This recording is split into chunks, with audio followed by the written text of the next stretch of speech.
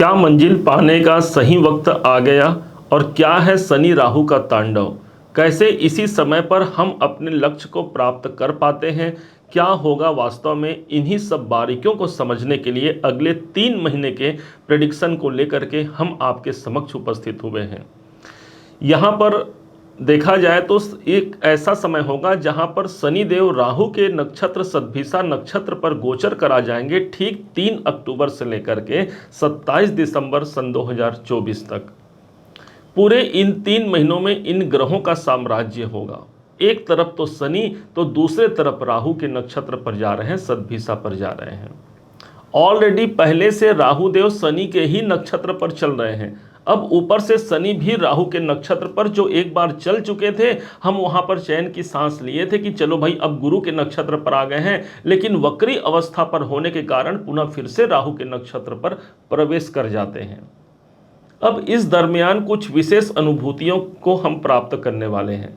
कैसे और क्या इसके उपाय रहेंगे, क्या इसके प्रभाव रहेंगे, इन बातों को तो हम जानेंगे ही जानेंगे, लेकिन उससे पहले हम जानते हैं इसके वास्तविक परिणाम को जो हमें प्राप्त होने जा रहा है। इस समय पर शनिदेव ठीक आपके अष्टम भाव पर बैठे हैं, अढ़ैया का प्रभाव भी लगाए हुए हैं। भूल जाइए अढ़ैया के प्रभाव को कुछ समय के लिए। आप सिर्फ इतना समझिए कि शनि आपका कैरियर है, आपका कर्म है, और जहां पर यह विद्यमान है वो भाव अष्टम भाव है। काल पुरुष की कुंडली देखिए, उस स्थान पर 11 नंबर की राशि जो है वो हमारी इच्छाओं की बढ़ोतरी को प्रदर्शित करता है, अर्थात हमारी इच्छाओं को दिखाता है। पराशर मुनि ने इसी 11 नंबर की राशि को, 11 नंबर के भावों को त्रिशडाया भाव में रखा है। 3, 6 और 11 भाव जो होता है वो त्रिशडाया भाव है, अर्थात इस समय पर शनिदेव उसी 11 नंबर की राशि पर, इच्छाओं की पूर्ति की राशि पर विद्यमान है। अब यहां पर 8वें घर को यदि देखा जाए तो 8वां घर है रुकावट का। एक तरफ हमें रुकावट भी देखने को मिल रहा है, तो दूसरे तरफ हमारी इच्छाएं भी प्रवृत्त हो रही हैं अपने कैरियर को, अपने जीवन को, अपने फैमिली लाइफ को एक बेहतर स्थिति तक ले जाने के लिए। कारण यह है कि शनि कर्म के स्वामी हैं। हमारे सामने थाली तो सज करके आ जा रही है, 56 भोग की थाली, लेकिन वो थाली का एक निवाला भी हमारे मुख पर नहीं जा रहा है। यही है शनि का प्रभाव, अर्थात सैने सैने धीरे चलने वाले ग्रह हैं शनिदेव। और चूंकि अष्टम भाव पर है, ऑलरेडी ये रुकावट का स्थान है। लेकिन भूलिएगा मत, अष्टम भाव ही हमारे जीवन में परिवर्तन का भाव भी होता है। शनि भले ही अष्टम भाव पर विद्यमान है, लेकिन इनका प्रभाव 10वें भाव पर इनकी तीसरी दृष्टि पड़ रही है। और जब ये राहु के नक्षत्र पर प्रवेश कर जाएंगे, अर्थात शनि ने हमको इच्छाएं तो दी हमारे कार्य क्षेत्र में उन्नति का, हमारे जो वर्तमान सिचुएशन है उससे बाहर निकलने का हमारी इच्छाएं हैं, लेकिन उन इच्छाओं में अब कई गुना बढ़ोतरी करने के लिए अब राहु ही के नक्षत्र पर जा रहे हैं। राहु के पास वो तड़प है, वो जुनून है राहु के पास, कि जैसे समुद्र मंथन के समय राहु को अमृत नहीं दिया गया था, लेकिन किसी भी प्रकार से उन्होंने प्राप्त कर लिया था, ठीक इसी प्रकार से शनि अब राहु के नक्षत्र पर जाएंगे। जो जीवन में जो हमको चाहिए, भाग्य में उन्नति, जो कैरियर में सपोर्ट, वो अब हो सकता है इस टाइम पीरियड पर, अर्थात वो इच्छाएं हमारी और अधिक प्रबल होंगी।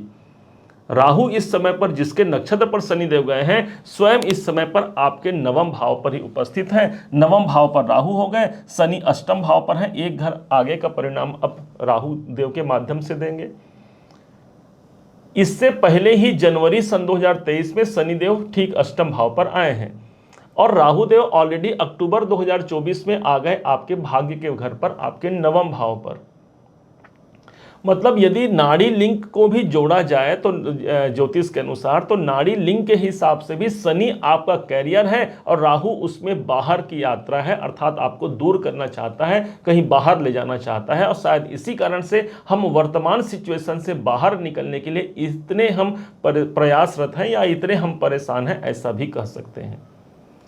शनि के पास जो दृष्टि है, इसका प्रभाव सीधे आपके कुटुंब और धन भाव पर पड़ रही है। ये हमारे धन और कुटुंब के लिए भी हमारी इच्छाओं को बढ़ा रहे हैं, लेकिन वो कार्य पूरे नहीं हो रहे हैं, या फिर बहुत से ऐसे लोग भी होंगे जिनके कार्य बहुत जल्दी सिद्ध हो गए होंगे। कारण ये है कि उसने उस टेक्निक को समझ लिया जो शनि और राहु के इस कॉम्बिनेशन में उनको करना होगा। शनि आपका कर्म है, तो राहु कहते हैं किसी चीज की बढ़ोतरी करना, अर्थात ये समय है मेरे कैरियर में बढ़ोतरी करने का। चूंकि अष्टम भाव पर शनिदेव है, आपको अपना प्रत्येक कार्य सीक्रेट रखना होगा, गुप्त रखना होगा। जितना आप अधिक अपने कार्य को सीक्रेट रख पाते हैं, अपने प्लान को आप सीक्रेट रख पाते हैं, उतना ज्यादा आपको ये शनि अच्छा प्रतिफल देंगे। चूंकि विलंब के कारक है, धीरज धर्म मित्र अरुनारी, आपद काल परख यही चारी।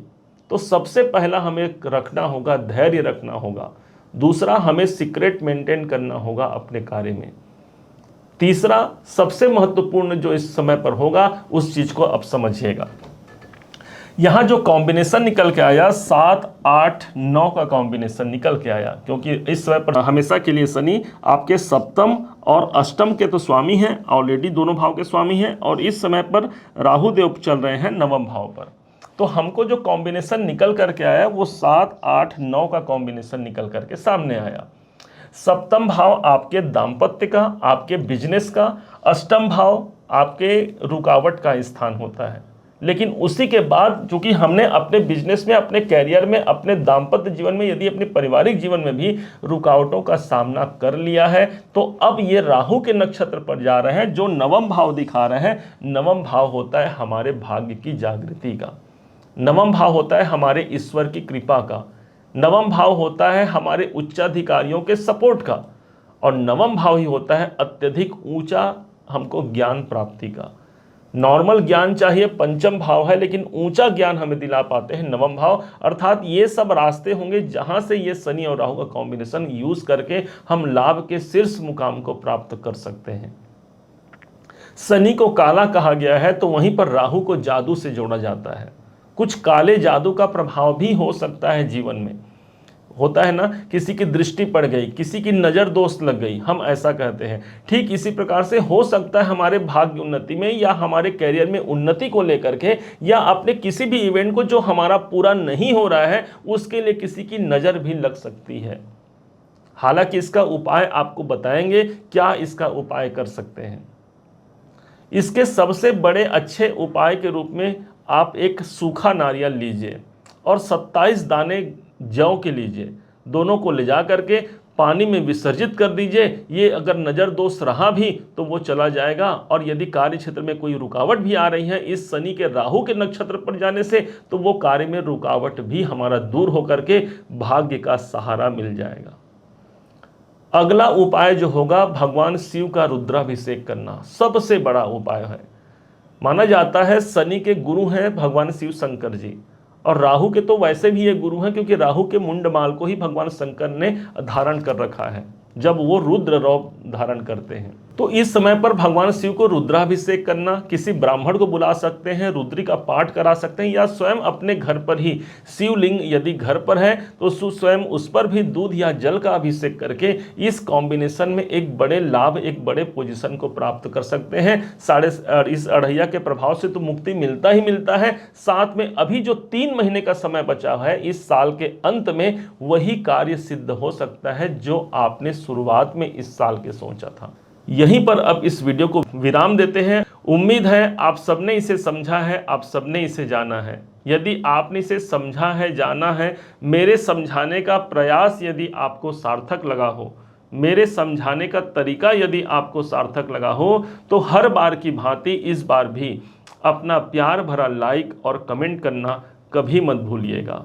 और हाँ, यदि अभी तक आपने चैनल को सब्सक्राइब नहीं किया है, सब्सक्राइब जरूर कीजिएगा। पुनः एक बार फिर आप सभी का दिवस बहुत मंगलमय हो, इन्हीं शुभकामनाओं के साथ। जय श्री राम।